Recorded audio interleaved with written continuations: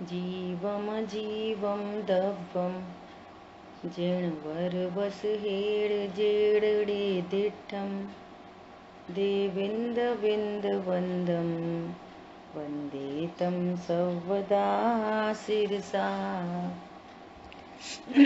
द्रव्य संग्रह जी ग्रंथ गाथा नंबर 56 के भावार्थ पर अपन लोग चर्चा कर रहे हैं। 57 यहाँ पर ध्यान कैसे करना चाहिए इसकी और विशेषताओं से यहाँ पर बात की जा रही है। आचार्य भगवान कह रहे हैं ध्यान के लिए तप, व्रत और शुद्ध में लीन रहना चाहिए। ध्यान के लिए, परम ध्यान की प्राप्ति के लिए व्रत, तप और शुद्ध में लीन रहना चाहिए। शुद्ध मतलब आगम का अभ्यास करना चाहिए, उसमें ही लीन रहना चाहिए, ये बात चल रही है। अब शुद्ध के सार के एंगल से जो बात चल रही थी उसमें यहाँ पर चौथा पॉइंट है, अप ध्यान को छोड़कर। अप ध्यान किसे कहना? आर्त ध्यान, रौद्र ध्यान, अप ध्यान है। ऐसा कोई जीव नहीं है जिसको ध्यान नहीं होता हो। अब ध्यान है, हम शरीर है, ये ध्यान है, ये अप ध्यान है। मैं शरीर हूँ ऐसा ध्यान चल ही रहा है बिना सोचे समझे। आर्त ध्यान, रौद्र ध्यान, कोई कुछ बात सुनने में आ तो जाए, उसी का ध्यान, जिससे कोई लेना नहीं देना नहीं, है ना। कोई जरा सी प्रशंसा कर दे, उसका ही ध्यान। अरे उनने हमसे ऐसा बोला था, उनका हमारे पास फोन आया था, है ना। इसको क्या कहते हैं? अप ध्यान। अप ध्यान को छोड़कर, खोटे ध्यान को छोड़कर जगह जगह गिरने के चांसेस हैं। जैसे आपने किसी को अपने घर भोजन पे बुलाया, है ना, और उधर से उसका फोन आया, अरे भाभी जी आपने बहुत अच्छा भोजन बनाया। अब तुम्हारा ध्यान चालू, अकर्ता ज्ञायक हूँ, भोजन बना सकता हूँ कि नहीं बना सकता। अब मैंने बनाया, उनका फोन आया था, आपने कितनी अच्छी खीर बनाई, कितनी टेस्टी। अब ध्यान चालू है वो तो, है ना। ये कह रहे हैं कि भैया तुम ध्यान के बिना कभी खाली नहीं थे, लेकिन तुमने कभी धर्म ध्यान नहीं किया। और जहाँ धर्म ध्यान होता है उन जीवों की संगति नहीं की, उनने कुछ सुनाया समझाया तो समझने की कोशिश नहीं की। सो वो धर्म ध्यान परम आवश्यक है। देखो आचार्य भगवान कितना कह रहे हैं, अप ध्यान को छोड़कर, खोटे ध्यान को छोड़कर, मैं शरीर हूँ, पत्नी बच्चों वाला हूँ, करता हूँ, कमाता हूँ, खाता हूँ, पीता हूँ, आर्त ध्यान, रौद्र ध्यान, मैंने अच्छा बेवकूफ बनाया, इष्ट का संयोग, अनिष्ट के संयोग संबंधी, है ना। क्या बोल रहे हैं? मैं ममत्व को छोड़ता हूँ, मैं ममत्व को छोड़ता हूँ और निर्ममत्व में स्थित रहता हूँ। आत्मा मेरा आलंबन है और शेष को मैं छोड़ता हूँ। मेरा आलंबन एक शुद्ध आत्मा है, बाकी मैं सर्व को छोड़ता हूँ। ऐसा जीव धर्म ध्यान करता है। धर्म ध्यान करने वाला जीव ऐसी भावना करता है। दो तरफ से बता रहे हैं, धर्म ध्यान करने वाला जीव ऐसी भावना करता है, मैं ममत्व को छोड़ता हूँ, मेरा आलंबन एक शुद्ध आत्मा है, बाकी सबको छोड़ता हूँ। समझ आई बात? ऐसा देखो आगे क्या कह रहे हैं, सचमुच मेरे ज्ञान में आत्मा है। देखो बहुत इंपॉर्टेंट बात कह रहे हैं आगे, सचमुच मेरे ज्ञान में आत्मा है, मेरे श्रद्धान में आत्मा है, मेरे चारित्र में आत्मा है, मेरे प्रत्याख्यान में आत्मा है, मेरे संवर में आत्मा है, मेरे योग में आत्मा है। चारों तरफ आत्मा ही आत्मा है बस। पर को नहीं जानते होंगे वो। अरे पर को जानने के काल में जो पर संबंधी गेयाकार है वो मेरी पर्याय तो है। मैं जानने वाला हूं ऐसा जान रहा हूं। पर को जानने के काल में क्या जान रहा हूं? मैं जानने वाला हूं। मेरे ज्ञान में आत्मा है, श्रद्धा में आत्मा है, चारित्र में आत्मा है, बोलो प्रत्याख्यान में आत्मा है। मैं आत्मा हूं ऐसा जाना तो फिर अब मैं संयोग शरीर कर्म कषाय नहीं हूं। तो मैंने त्याग कर दिया, अज्ञानता का त्याग हो गया। ये प्रत्याख्यान में आत्मा है। त्याग करना है। क्या त्याग करना है? अब हमने रात्रि भोजन का त्याग कर दिया, अब हमने इतनी साड़ियों का त्याग कर दिया। प्रभु आत्मा के बिना त्याग नहीं हो सकता।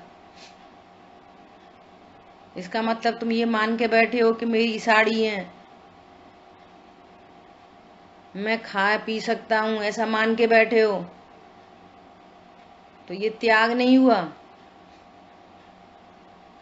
अकर्ता ज्ञायक का ज्ञान और प्रत्याख्यान में त्याग में भी आत्मा ही है। मैं अकर्ता ज्ञायक हूं, पूरे विश्व का त्याग हो गया। प्रत्याख्यान कैसे करें? प्रत्याख्यान मतलब त्याग। त्याग कैसे करें? कैसे, किसका त्याग करें तो त्याग हो जाएगा? बोलो। ऐसी हम कौन सी खास चीज का त्याग करें तो हमारा त्याग हो जाएगा? पत्नी का, बच्चों का, दुकान का, मकान का, किसका त्याग करें? अरे ये पर पदार्थ, हाँ ये पर पदार्थ मेरे हैं, ऐसी अज्ञानता का त्याग करो। तो वो पंचम गुण स्थानवर्ती और मुनिराज त्याग तो करते ही है ना। तो कह रहे भैया भाई पर द्रव्य का त्याग नहीं करते तो क्या करते हैं कि स्वरूप का आश्रय करते हैं बस। तो उससे क्या होता है? स्वरूप का आश्रय करते हैं तो कषाय मिट जाती है, स्वतः कषाय मिट जाती है, तो उस संबंधी कर्म मिट जाते हैं। और जहाँ कषाय और कर्म मिट जाती है तो पर वस्तु के प्रति ऐसे ही भाव आते हैं, तो पर वस्तु भी मिट जाती है। एग्जाम्पल, पहले हम अपने बारे में भी नहीं जानते थे और आलू के बारे में भी नहीं जानते थे। अब हमें पता चला कि हम जीव हैं, और ये पता चला कि आलू में अनंत जीव हैं। तो क्या हुआ? राइट नॉलेज हुई। राइट नॉलेज, यही प्रत्याख्यान है। राइट नॉलेज हुई तो राइट नॉलेज होने पर कषाय मिट गई, राग मिट गया कि नहीं इसमें तो अनंत जीव है, इनका घात होता है। तो राग कषाय मिटी, राग मिटा, तो फिर बाहर में आलू का त्याग दिख गया। समझ में आ रही बात? कि भैया अब हम आलू नहीं खाते। तो क्यों नहीं खाते? ज्ञान होने पर इसमें अनंत जीव राशि है तो राग मिटता है अंदर में। जीव की पर्याय में राग मिटता है, जीव की पर्याय में उस संबंधी कषाय मिटती है। हम तो मिटाते नहीं हैं, हम तो सही स्वरूप को जानते हैं। ऐसी बारंबार मैं भगवान आता हूं, इसका आश्रय होते होते कषाय मिटती जाती है, कषाय मिटती जाती है। तो कषाय मिटती है तो उस संबंधी कर्म मिट जाते हैं, उस संबंधी पर वस्तु का संयोग नहीं दिखता, वो छूट जाती है। तो कहा जाता है कि हमने ये खाना छोड़ा, वो पीना छोड़ा, घर गृहस्थी छोड़ी, बच्चे छोड़े, ये कहा जाता है। वो तो पहले ही छूटे थे ऐसा जाना जाता है मूल में। समझ में आ रही है बात?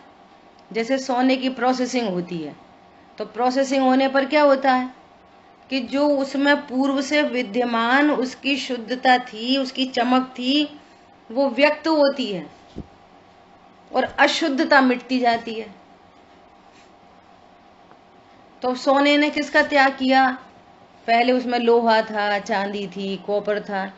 तो सोने ने कॉपर का त्याग किया कि नहीं किया? बोलो बोलो प्रीति। वो तो वैसा का वैसा ही था। सोने ने कुछ त्याग नहीं किया, उसकी जो इम्प्योरिटीज थी ना वो अपने आप खत्म होती चली गई, तो सोना निकल गया। ये अब ऐसा बोलो, सोने ने चांदी का त्याग किया, लोहे का त्याग किया।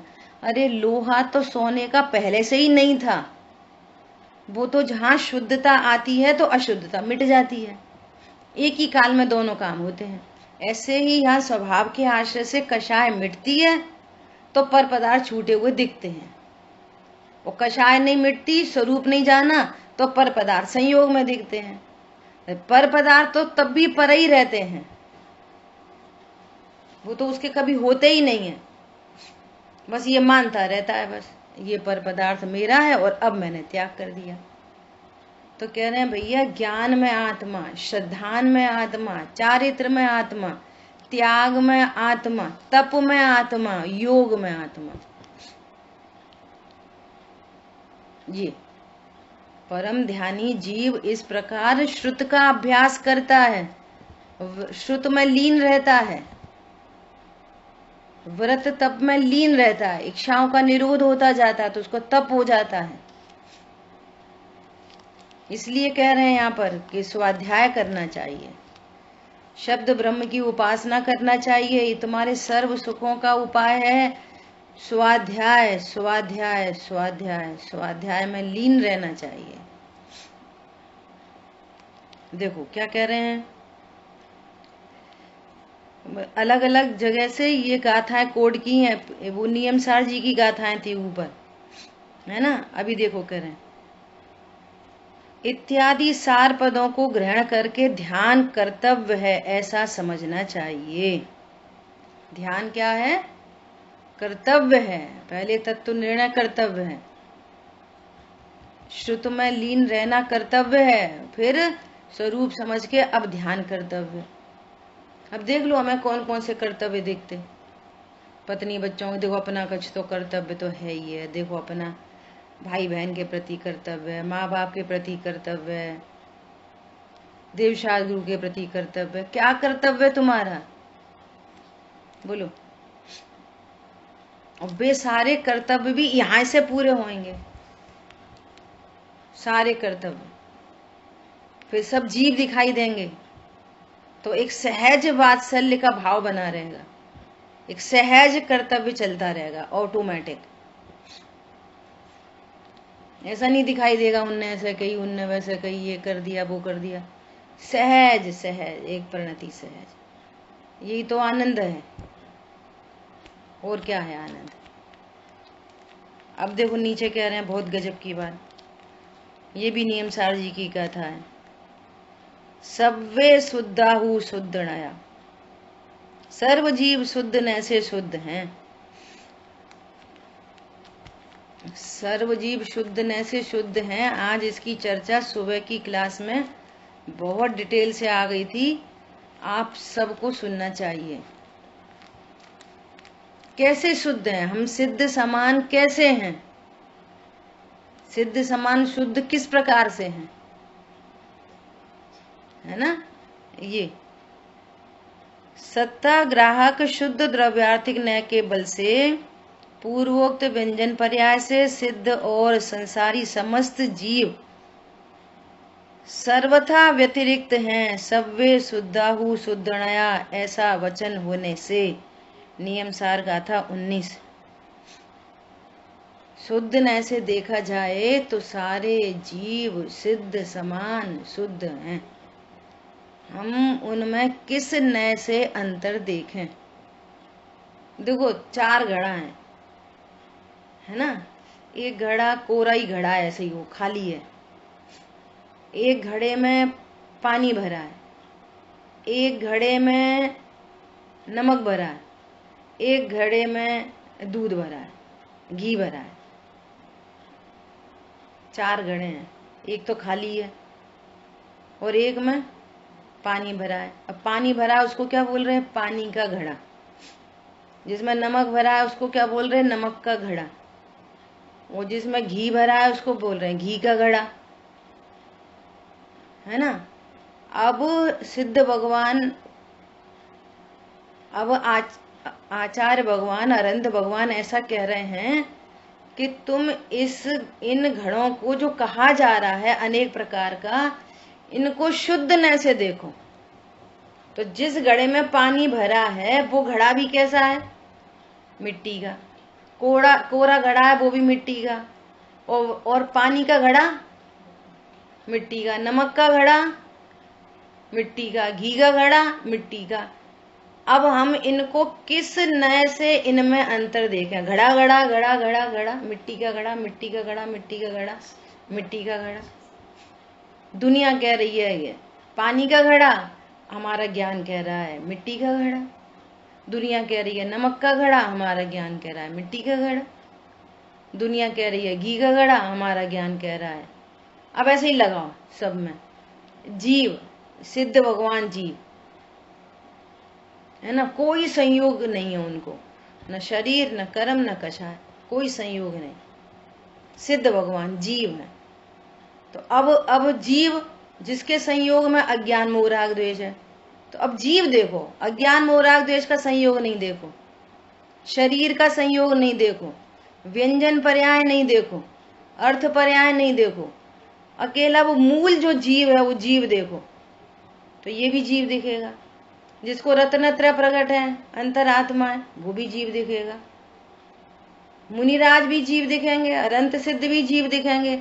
तो इस एंगल से देखोगे तो सब जीव समान है, सब जीव समान है। ये देखने का एंगल है ये। वो एंगल का नाम क्या है? शुद्ध न से देखो। तो आपके पास शुद्ध न की दृष्टि हो, देखने की दृष्टि। हम तो संयोगी दृष्टि है हमारे पास। तो ये मक्खी है, ये मच्छर है, एक इंद्रिय है, ये चार इंद्रिय है, ये पांच इंद्रिय है, हम स्त्री हैं, ये पुरुष हैं, ये गरीब है, ये अमीर हैं, ये मुमुक्षु हैं, ये नॉन मुमुक्षु हैं, ये दिन में खाते, ये रात में खाते। बोलो, शेर जिसके मुंह में मांस था, वैसे मांस खाने के काल में वे मुनिराज की कैसी अलौकिक दृष्टि, वे क्या देख रहे हैं? ये सिद्ध समान जीव है। शरीर की क्रिया को जीव की क्रिया नहीं देख रहे, क्षणिक परिणाम को शाश्वत स्वरूप नहीं देख रहे। शाश्वत स्वरूप तो त्रिकाली ध्रुव है, भगवान आत्मा। देखो ये भगवान आत्मा है, उपसर्ग कर्ता को भगवान आत्मा देख रहे। कितनी अलौकिक दृष्टि है। बोलो, वो कह रहा प्रभु हमसे इतनी गलती हो गई, हमने आपके ऊपर उपसर्ग किया। और प्रभु क्या कह रहे हैं कि तुम भगवान आत्मा हो। उनके पास ऐसी दृष्टि है, द्रव्य दृष्टि सो सम्यक दृष्टि। और जो सम्यक दृष्टि वो वैराग्य, शांति का धारी, निश्चिंता का धारी, आनंद का धारी, ज्ञान वैराग्य शक्ति। बोलो, सो यहां पर कह रहे हैं सब जीव सब्वे शुद्धाहु शुद्ध नया। शुद्ध न से देखो तो सर्व जीव सिद्ध समान शुद्ध हैं। सारे घड़े मिट्टी के हैं, पानी का घड़ा कोई है ही नहीं, पानी के संयोग से बोल रहे हैं। सारे जीव भगवान आत्मा है, कोई स्त्री पुरुष लड़का लड़की है ही नहीं, कोई जीव विकार वाला है ही नहीं। वो एक एंगल, उस एंगल से देखो। अब जिसको ये बता दिया गया ना बचपन से, ये पानी का घड़ा, पानी का घड़ा, पानी का घड़ा, अब उसको बच्चे को ये समझाना मुश्किल हो गई कि यही मिट्टी, इसी समय ये मिट्टी का घड़ा है। जिस समय पानी भरा है, सब लोग पानी का घड़ा कह रहे हैं, ये इसी समय मिट्टी का घड़ा है। पानी खाली करके नहीं, उसी समय, जिस समय शरीर की क्रिया हो रही है, मांस भक्षण की क्रिया हो रही है, उसी समय भगवान आत्मा है।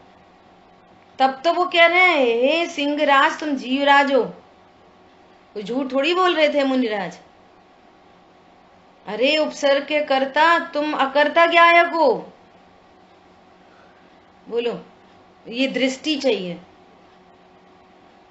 और अज्ञानी मिथ्या दृष्टियों के पास कैसी दृष्टि होती है? गुण को अवगुण कहे अयानो। किसी में 100 गुण हो और एक एक अवगुण पता चल जाए तो वो ही हाईलाइट, वो बाकी सब काम खत्म। जो उसमें अवगुण नहीं हो उनको ही हाईलाइट करो, उनकी प्रसिद्धि करो। बोलो, ये अज्ञानी मिथ्या दृष्टियों के काम है। ऐसे जीवों को अपध्यान होता है। समझ आ रही बात? जो हिंसा में, झूठ में, चोरी में, कुशील में, मायाचारी में, छल कपट में आनंद मनाना, हमने तो कह दी, ऐसे ही कह दी, और हमें तो बहुत मजा आ गया। रौद्र ध्यान है, अभी आएगा, अपन पढ़ेंगे ना तत्वार सूत्र, किन परिणामों के फल में कैसी गति का बंध होता है। बोलो। सो कह रहे हैं कि मैं अब ध्यान को छोड़कर और अब धर्म ध्यान को भाता हूं। धर्म ध्यान क्या है? सब्वे शुद्धाहु शुद्धनाया, ऐसे परम ध्यान होगा। अब ये सब कुछ पता नहीं है और देख रहे हैं संयोगी दृष्टि से। अब संयोगी दृष्टि से दिख रहा है कि बहू ने दूध उफना दिया, जो संयोगी दृष्टि से दिख रहा है। अब तुम शांत नहीं हो रह सकते। बोलो, कौन है वो? बहू है वो कौन है? जीव है। पति है सो कौन है? जीव है। भाई बहन है वो कौन है? जीव है। सब जीव है। कैसा है? अकर्ता। तो उसने फैलाया कि नहीं फैलाया? नहीं फैलाया। सब्वे शुद्धाहु शुद्धनाया। हमारी सास हमसे ऐसे बोलती हैं, बोलती कि नहीं बोलती? सब्वे शुद्धाहु शुद्धनाया। बोलो, ये दृष्टि चाहिए। फिर अब ध्यान होता है, नहीं तो संयोग से देखोगे तो अब ध्यान होगा, और संयोग से रहित देखोगे, अरे उतने पुद्गल परमाणुओं का परिणमन हो जाना फिक्सता कि नहीं फिक्सता? बोलो, जीव पुद्गल का कुछ कर सकता है कि नहीं कर सकता? स्वाध्याय करेंगे तो बोलेंगे जीव पुद्गल का क्या करता? कुछ नहीं। लेकिन बहू तो काम बिगाड़ती है, सास तो हमारी ऐसे बोलती रहती है, पति तो हमारे कुछ पूछो ही मत, उनका तो दिमाग ही ऐसा है। बोलो, पॉइंट समझ में आ रहा है? तुम कौन होगे? हम जीव हैं। ऐसे खिचड़ी से काम नहीं चलता। क्या बोल रहे हैं आगे? ऐसे ही तो बहुत गंभीर बातें हैं, बहुत गंभीर बातें हैं। ये उछले ज्ञान में तो ये समझ में भी नहीं आती हैं बातें। कितनी बात कह रहे हैं। बोले सुबह किसी चर्चा आई, सम्यक मिथ्या दृष्टि जीव तो अध्यात्म शास्त्रों में प्रवेश ही नहीं कर सकता, और कदाचित प्रवेश हो भी जाए तो विपरीत समझता है। निश्चय के अभ्यास की बात करो तो निश्चयभास हो जाता है, व्यवहार को साधन आदि की तरफ से एंगल से बात करो तो व्यवहाराभासी हो जाता है, नहीं तो अभ्याभास का प्रसंग बन जाता है। वस्तु स्वरूप को सही नहीं जान पाता। अब प्रसंग पढ़ने पर कभी कुछ बोल दे। ऐसा खूब देखते हैं, खुद से गलती हो जाए, अब वो ऐसा ही होना था क्रमबद्ध में, तो अब टिके रहो क्रमबद्ध पे, और किसी और से हो जाए तो ऐसा ही होना था क्रमबद्ध में, बात खत्म हो गई। तुमने किया और हमारा क्रमबद्ध में। ऐसे तत्व ज्ञान नहीं होता, यहाँ बहुत गंभीरता चाहिए, बहुत गंभीरता है ना। अभी देखो, शुद्ध न के विषयभूत ज्ञायक भाव के आश्रय से जीव सम्यक दृष्टि होता है, तत्संबंधी सार पद है। गाथाओं को क्या बोल रहे हैं? ये सार पद है, सार पद है ये। समय सार जी की गाथा को यहाँ पे व्यवहार को क्या कह रहे हैं? अभूतार्थ है। व्यवहार ने अभूतार्थ है। निश्चय ने आश्रित मुनिवरो प्राप्ति करें निर्वाण की प्राप्ति निश्चय न के आश्रित होती है, शुद्धात्मा के आश्रय से होती है ना। यहाँ पे अनेक अनेक गाथाओं को कोड कर रहे हैं। अब देखो कितनी गजब की बात कह रहे हैं आगे। मैं चिद्रूप केवल शुद्ध आनंद स्वरूप हूँ, ऐसा स्मरण करता हूँ। मुक्ति के लिए सर्वज्ञ का उपदेश इस आदेश लोक में निरूपित है। क्या कह रहे हैं? पर इतना ही बहुत है, इतना स्मरण ही बहुत है, इससे ही मेरे को सर्वज्ञ पद की प्राप्ति हो सकती है। क्या? मैं चिद्रूप केवल शुद्ध आनंद स्वरूप हूँ, ऐसा स्मरण करता हूँ। मैं कैसा हूँ? मैं चिद्रूप हूँ, जड़ रूप मेरा नहीं। मैं गोरा काला मोटा पतला नहीं, बालक वृद्ध युवा नहीं। मैं चिद्रूप हूँ, केवल शुद्ध आनंद स्वरूप हूँ, है ना। सर्वज्ञ का इतना उपदेश ही बहुत है। बोलो। अब देखो व्रत की बात कह रहे हैं। निश्चय व्रत का स्वरूप गाथा 35 में तथा व्यवहार व्रत का स्वरूप गाथा 45 में आ गया है। इतना याद रखना चाहिए कि निश्चय व्रत के बिना सच्चे व्यवहार व्रत किसी के भी नहीं हो सकते। आज तुम्हारा व्रत है, कैसे व्रत है तुम्हारा? बोलो। तो व्रत के नाम पर क्या दिखेगा? हम ये खाएंगे, ये नहीं खाएंगे, ये नहीं खाएंगे, वो नहीं खाएंगे, ऐसा करेंगे, हो गया व्रत। अरे जहाँ आत्मा ही नहीं, निश्चय व्रत के बिना व्यवहार व्रत किसी को होते ही नहीं। निश्चय व्रत रहित व्रतों को भगवान ने बाल तब कहा है, बाल बच्चों के खेल खिलौने। निश्चय व्रत के बिना व्यवहार व्रत होते नहीं। जिनको निश्चय व्रत होता है उनके बाहर में ऐसे व्रत को उपचार से व्रत कहते हैं। उनके भी तो वो व्रत नहीं है, परंतु उनको व्यवहार से संज्ञा मिल जाती है। यहाँ तो संज्ञा भी नहीं मिलेगी व्यवहार व्रत की। समझ आई बात? परम ध्यान की प्राप्ति का फल तप, श्रुत और व्रत में लीन होने का उपदेश परम ध्यान की प्राप्ति के लिए है। अर्थात पुरुषार्थ बढ़ाकर, विकल्प तोड़कर स्वरूप में लीन होना चाहिए। अभी विकल्प चल रहा है, मैं शुद्ध चिद्रूपोहम, शुद्ध चिद्रूपोहम, ज्ञान स्वरूपोहम, आनंद स्वरूपोहम। इस विकल्प को भी तोड़कर स्वभाव का आश्रय करने पर परम ध्यान होता है। ये भी विकल्प है, विकल्प, ये भी तो विकल्प है। ऐसा तो विकल्प को तोड़कर स्वरूप में लीन होना चाहिए। उसका क्या फल है? 4 गतियों का निवारण, मतलब सर्व दुखों का निवारण। कैसी अद्भुत बात है कि दुख हैं और सहे भी नहीं जा रहे, और यहाँ आचार्य भगवान मुक्ति का उपाय बता रहे हैं, और वो उपाय भी हमको करना नहीं है। इसका मतलब क्या है? ये कैसी योग्यता है? विचार कर लो खुद के बारे में। भगवान मुक्ति का उपाय बता रहे हैं और हम दुखी हैं, और वे सुखी होने का उपाय बता रहे हैं, और सुखी होने का उपाय गौड़ है, और वे दुखी होने के उपाय चल रहे हैं, और वे कह रहे हैं हम सुखी नहीं होते। बोलो, विकारों को छोड़े बिना कौन सुखी हो जाएगा? बोलो, विकार तो छोड़े नहीं जाएं और सुखी होने की कल्पना करें। कैसे सुखी हो? लोक में नहीं सुखी होते। तुम चोरी करने की आदत मत छोड़ो, कैसे सुखी हो जाओगे? पुलिस पकड़ ले जाएगी, चोरी का माल जब्त हो जाएगा। बोलो, और नहीं भी पकड़े, चलो नहीं भी पकड़ पाए पुलिस, और चोरी के माल को इस्तेमाल कर रहे, तो भय आशंकित तो हर समय रहोगे। बोलो, पुलिस तो मोहल्ले में आई किसी और के लिए, और भयभीत तुम हो गए। यही तो आकुलता है। और क्या आकुलता है?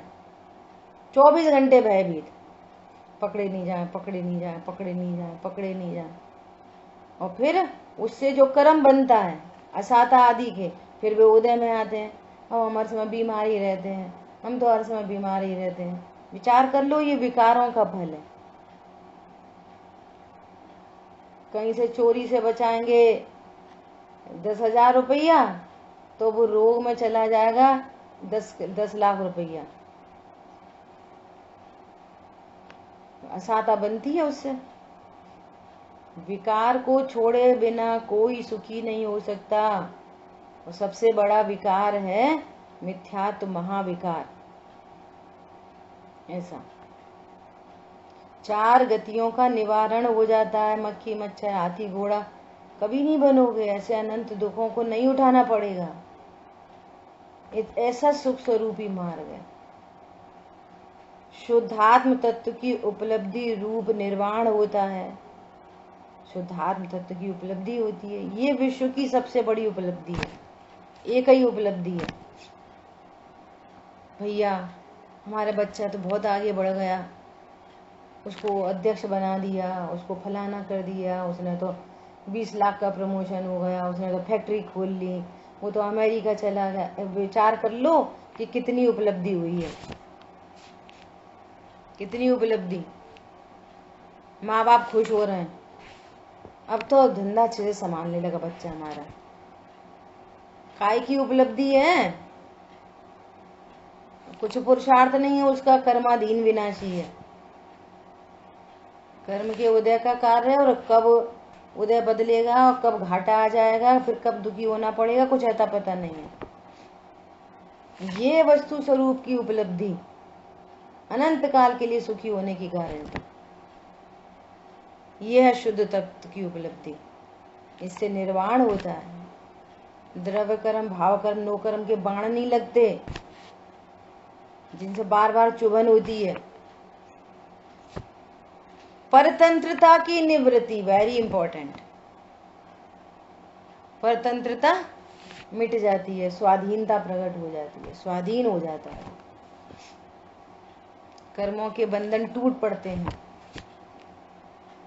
बोलो, इतने काम होते हैं, और स्वतंत्रता की प्राप्ति हो जाती है। देख लो, मुनिराज किसी से अनुबंध नहीं करते, हम इतने बजे पहुंच जाएंगे, हमारा प्रवचन रख लेना, हम कल तुम्हारे यहाँ आरचर्या के लिए आ रहे हैं, कुछ नहीं, कोई अनुबंध नहीं है। बहते झरना पानी है, भी तो बहता पानी, किसी की परतंत्रता नहीं, किसी की अधीनता नहीं, कुछ नहीं, एकदम स्वतंत्र स्वाधीन जीवन। भूख का भाव उत्पन्न हुआ, पहले तो शुद्धोपयोग से ही शांत करते हैं, और नहीं हुआ, वो कर्म नहीं निर्जरित हुआ, और फिर सहन नहीं हो रहा, तो फिर चल पड़ते हैं आहारचर्या के लिए। मिल गया तो ठीक है, नहीं मिल गया कोई बात नहीं, उससे लाभ हानि नहीं जानते। इतनी स्वाधीन परिणति, इतनी स्वतंत्र परिणति। अगर ये सब चाहिए अपनी पर्याय में, तो फिर क्या करना? व्रत, तप और श्रुत में लीन रहना चाहिए, फालतू बातों को छोड़ना चाहिए, ज्यादा झंझट नहीं पालना चाहिए, ऐसा। अब ग्रंथकार का निवेदन, क्या निवेदन है? अल्प श्रुत धर नेमि चंद मुनि द्रव संग्रही, अवदोष विरहित पूर्ण श्रुत धर साधु संशोधन करें। देखो क्या कह रहे हैं मुनि, थोड़ा सा आ जाए तो फिर कहीं जाए ना तो वो अपनी अपनी शान बखारे, तो वो सब लोग कह रहे अरे तुम तो बड़े धर्मात्मा, तुम्हें तो बहुत आता है, अरे तुम तो बड़े त्यागी हो गए, तो बहुत संयमी हो गए, अब तो वो ऐसा खाते ऐसा पीते, अब हमसे बड़ा तो कोई है ही नहीं। यहाँ पे देखो भी नेमी चंद्र आचार्य भगवान क्या कह रहे हैं, अल्प ज्ञान के धारक नेमी चंद्र मुनि। क्या बोल रहे हैं? मैं कैसा हूँ? अल्प ज्ञान का धारक हूँ। मुझे थोड़ा बहुत कुछ सुन ले और थोड़ा बहुत कुछ खाना पीना छोड़ दे, फिर देखो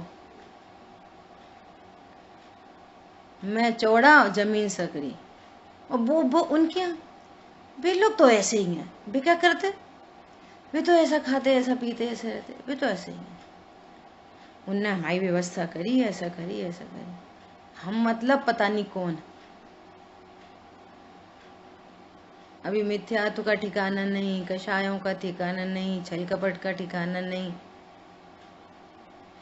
बोलो क्या कह रहे हैं यहाँ पे? अल्प ज्ञान के धारक, जिन्होंने 3 कषाय चौकड़ी का अभाव किया उस ज्ञान से। बोलो अभी क्षण में अनंत पद को प्राप्त करने वाले ऐसे मुनिराज क्या कह रहे हैं? अल्प ज्ञान के धारक नेमी चंद्र मुनि ने जो यह द्रव्य संग्रह नामक ग्रंथ कहा है वह दोषों के समूह से रहित और शुद्ध ज्ञान में पूर्ण ऐसे मुनियों के स्वामी शुद्ध करें। बोला हमने तो देखो द्रव्य संग्रह ग्रंथ की रचना की है, तो अब इसमें जो संपूर्ण दोषों से रहित हैं ऐसे मुनि जन सुधी लोग यदि इसमें कोई गलती है तो भी सुधार करें। हम तो अल्प ज्ञान के धारक हैं। यहाँ पर क्या कहते हैं लोग? हमारी कोई गलती बता के बताओ,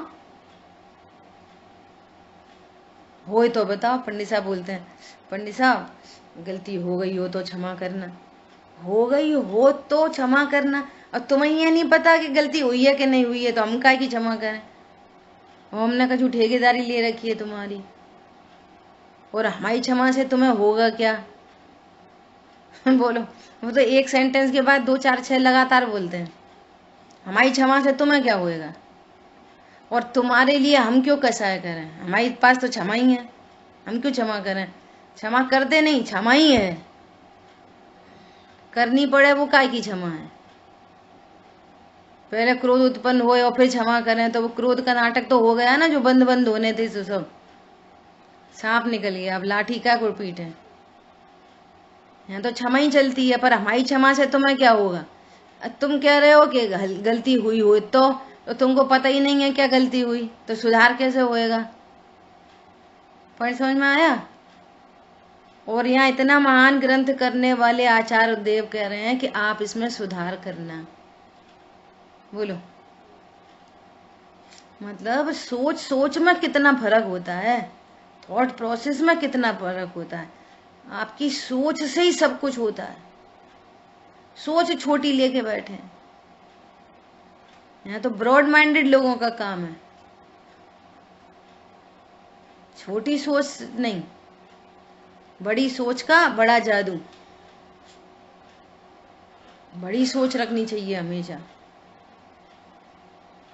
ऐसा भावार्थ, रागादि व संशयादि दोष रहित द्रव्य श्रुत और भावश्रुत के ज्ञाता मुनीश्वर अल्प ज्ञानी नेमी चंद्र मुनि द्वारा रचित द्रव्य संग्रह का संशोधन करें।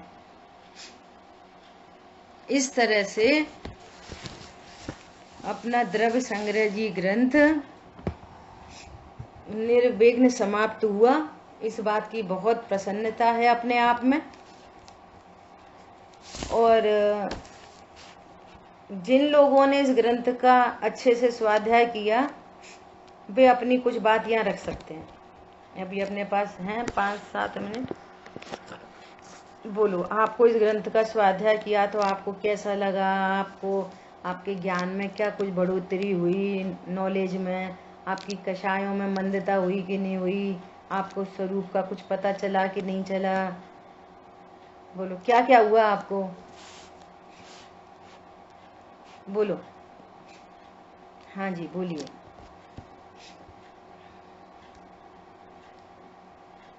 बोलिए। जब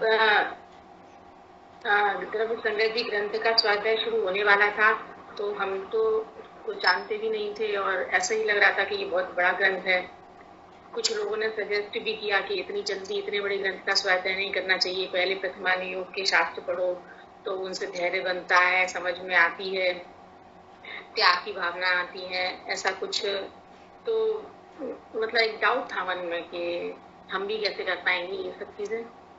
पर आपने बोला ना, जब ये सब चीजें पढ़ने के बाद मतलब शुरू से ही एक बड़ी चीज हाथ में आई कि निश्चय क्या है, व्यवहार क्या है, और छोटी छोटी चीजें जो आप बीच बीच में बताते हैं तो हम अपने ऊपर ही लागू करते हैं अपने डेली के रूटीन में, बच्चों पे, हस्बैंड, मदर इन लॉ, हम लोग। तो उससे मतलब समझते हैं कि कम से कम 50% तो हमको फर्क पड़ा। और अपने आप को जब मंदिर में जाते हैं तो भगवान के सामने पहले दर्शन करते थे, तो पर अब थोड़ा सा अंतर महसूस होता है कि जैसे भगवान वहाँ बैठे हैं, ऐसे हम भी यहाँ खड़े ही हुए हैं उनके समान। हमारा भी बहुत कभी बढ़िया। ऐसा कुछ होगा। तो कुल मिला के बहुत बहुत अच्छा, हम मेरे को पर्सनल तो बहुत फायदा मिला। और जब अपन कुछ चीज शुरू करते हैं ना, तो आसपास भी वैसे ही वातावरण बन जाता है। पहले लगता था कैसे करेंगे, पर मेरे जैसे फ्रेंड सर्किल है, कोई आने वाला ही नहीं होता, नहीं यार तुम्हारी तो पढ़ाई है उस टाइम। जो नॉन जैन है वो भी बता देते हैं, नहीं रहने दो, तुम नहीं आ पाओगे क्योंकि तुम्हारा 3 से 4 पढ़ाई है। तो उस पर सभी हेल्प करने लगते हैं, चाहे बच्चे हो, चाहे हस्बैंड हो, चाहे बहुत कोई भी हो। बढ़िया। मेरे हस्बैंड भी 4 बजे चाय पीने नहीं आते कि तुम्हारी क्लास खत्म हो जाएगी तब आऊंगा। तो बहुत बढ़िया। वो सब चीजें फिर अच्छा होता है, और आगे भी हमारा अच्छा और अच्छी स्वाध्याय बनी रहे। और आप हमको ऐसे निमित्त हैं, तो हम चाहते हैं कि क्लास के सभी लोग भी बहुत ही होशियार हैं। मैं तो बहुत ही मतलब मुझे कुछ पता ही नहीं था, पर बुआ जी आपका बहुत बड़ा सहयोग था, और मैं चाहती हूँ कि आपका ऐसा हाथ मेरे ऊपर हमेशा बना रहे। जय जिनेन्द्र। बहुत बढ़िया। देखो, भावनाओं से, अगर आपकी भावना अच्छी होती है ना, अपन कहते हैं तो सहज में पुण्य बनता है। तो नो कर्म अपने आप अनुकूल हो जाता है, करना कुछ नहीं पड़ता, ऑटोमेटिक पुण्य, सब भार में पुण्य पाप का खेल है। और जहाँ परिणाम विशुद्ध नहीं होते, और हम परिणाम के की विशुद्धि नहीं होती जहाँ पर, तब हम ऐसा विचार करते हैं कि हमें तो वे ऐसा परेशान करते हैं, हमें तो वे सुनते नहीं, हमें तो क्लास में से उठना पड़ता है। तो ये सब अपने परिणामों का ही फल है, दूसरे का कहीं से कहीं तक कोई दोष नहीं है। अगर अपने परिणाम में विशुद्धि नहीं बनती, तो बाहर में भी ऐसी स्थिति बन जाती है अनेक अनेक। चलिए, बहुत बढ़िया। किसी को और किसी को कुछ कहना है तो हाँ बोल सकते हैं। हाँ भाई साहब बोलिए। वस्तु का यथार्थ रूप तो समझ में आया ही, साथ में हमें अपने आप में अपनी परिणति में बड़ी मान्यता आई है कि वास्तव तुम जो कर रहे हो वो गलत है। अब जो सुनकर के जो समझ रहे हो, समझने के बाद अब कर रहे हो, ये सही बात है। अब उसको फॉलो करते हैं, प्रयास करते हैं, पूरे परिवार पे मानता है, ठीक है, नहीं मानते हम अपने में रमण करते हैं। बस हमें तो सबसे ज्यादा तसल्ली हुई कि जब तक ज्ञान की परिभाषा नहीं मालूम थी तो तब तक कुछ भी था। अब समझ में आई तो अपने को देखो। और आपने क्या कहा, एक को हम, मैं एक हूँ, मैं ज्ञायक हूँ, तो बस अपने ज्ञायक स्वरूप को जानो, पर को मत जानो। पर को तो केवल समझा सकते हो, कह सकते हो, माने तो ठीक, ना माने तो ठीक। तो हमको तो बड़ी इस ग्रंथ के सुनने के बाद जितना समझ में आया, अपने आप में बड़ी तसल्ली है, बड़ी शांति है। बहुत बढ़िया। स्वाध्याय का फल शांति है। हाँ बोलिए। सत्य बात है। बहुत बढ़िया, बोलिए। जय जिनेन्द्र भाभी। जय जिनेन्द्र। मतलब ये ग्रंथ को सुनने से मेरी जो अंदर की भूल पड़ी थी वो मेरे को सब समझ में आ रही कि मतलब मैं कहाँ गलती कर रही हूँ, कहाँ नहीं कर रही हूँ अपने परिवार में। वैसे भी अब मतलब एक बात मेरे बहुत अच्छी लगी कि सारे जीव मात्र को, कोई भी हो, उसको कोई भी परिवार का हो, बाहर का, सबको जीव मात्र दे। तो मतलब अपन को कि इससे राग देश की बुद्धि मतलब अभी एकदम समाप्त नहीं हो पाएगी, तो दिलासा तो आई परिणाम में बहुत बढ़िया, आगे बढ़ सकती है। नहीं तो यही लगता है इसने ये कर दिया है, ये मेरी बात नहीं मानना है, ये मेरी बात नहीं मानना, ये सुन। तो इससे मतलब मेरे को बहुत अच्छा लगा, ये प्रयोग भी बहुत अच्छा लगा। बस जय जय। बहुत बढ़िया, बहुत बढ़िया। बोलिए, मीनल बहन जी कुछ कहना चाह रही हैं। हम तो 2-3 महीने से हमने अटेंड किया है क्लास को, और उसके बीच में जो हमने सुना है कि बार बार ये शब्द वाक्य सुने हैं कि स्वरूप का आश्रय जब लेते हैं तो सब कुछ सहज होता है। 24 घंटे में हमें हर कार्य में मैं जीव द्रव्य हूँ, ऐसा हमें अभ्यास हमारा बनते रहना चाहिए। प्रत्येक जीव स्वतंत्र है। और खासकर हमें ये बात बहुत अच्छी लगी और कुछ सीखने को मिली है कि कोई कुछ भी कहता है, घर गृहस्थ में थोड़ा थोड़ा चलता रहता है, कोई कुछ कह दे घर में या बाहर में, तो हम उसको सिर्फ सहजता से निकालें और कर्म का उदय समझकर हर बात को हम स्वीकार कर लें, क्योंकि बड़े बड़े प्रथमान युग में जो बड़े बड़े महापुरुषों के ऊपर जो विपरीतताएं आई, तो वहां उन्होंने, आज ही हम पश्चाताप काव्य सुन रहे थे, तो उसमें सीता जी ने जो कहा है, रामचंद्र जी ने जो कहा एक दूसरे से कि इतने महान पुरुष होके उनके ऊपर इतनी विपरीतता आ गई, उसके बाद भी वो सहजता से स्वीकार कर रहे हैं और कह रहे हैं ये मेरा पिछला कर्म का ही उदय है। ये चीजें सीखने को मिली हैं जो हमारी रोज मर्यादाओं में, जो हमारे लिए बहुत ही सहयोगी बनती हैं, उपयोगी बनती हैं इस तरह से। और आप सिखाते हो बहुत इक्वल, जैसे सभी के साथ हम सब एक हैं, इस तरह से सिखाते हो, बहुत ही बढ़िया, बहुत आनंद आया है। और नया ग्रंथ जी का इंतजार करते हैं बस। जय जय। चलिए, बहुत बढ़िया। अगर किसी और की भावना हो तो अपन परसों थोड़ी सी चर्चा कर लेंगे। बाकी अब अपन इस ग्रंथ की समाप्ति के बाद अब द्रव्य संग्रह जी ग्रंथ का अपन तत्वार्थ सूत्र जी ग्रंथ का हम लोग स्वाध्याय करेंगे और ऐसी ही भावना भाएंगे कि इस ग्रंथ का स्वाध्याय करते हुए हमको सम्यक स्वरूप का भान हो और हमारे परिणामों में विशेष विशुद्धता की वृद्धि हो। इसी भावना से अपन इस ग्रंथ का स्वाध्याय करेंगे और आप सब लोग का सहयोग बस ऐसे ही चाहिए होता है कि जो कुछ चर्चा की जाए आप उसके बराबर नोट्स बनाओ, उसको लिखो, उसको याद करो। तो जब अपन चर्चा करते हैं तो सामने से बात आती है तो बहुत प्रसन्नता होती है। तो ऐसा सहयोग सबका चाहिए पड़ता है, ठीक है। तो अपन सब एक ही प्लेटफॉर्म पर हैं, सब लोग एक ही जैसे हैं, कोई बड़ा छोटा नहीं है। ये तो एक नियोग बना है समझने समझाने का। बाकी हम सब समान बुद्धि के धारक साधर्मी भाई बहन हैं। तो इस तरह से अपन आगामी ग्रंथ का भी स्वाध्याय करेंगे। अभी की बात को समाप्त करते हैं। जिन वाणी के ज्ञान से सूझे लोकालोक, सो वाणी मस्तक नमो सदा देत हूँ दो। बोलिए द्वाशांगमयी जिनवाणी माता की जय हो। जय जिनेंद्र सभी को। और दूसरी बात ये कि सभी लोग जो जिनके आसपास हैं वे लोग और अधिक से अधिक लोगों को जोड़ने का प्रयास करें, है ना। तो जिससे और लोगों को भी लाभ मिलेगा। अपन तो क्लास चला ही रहे हैं, ठीक है। जय जिनेंद्र।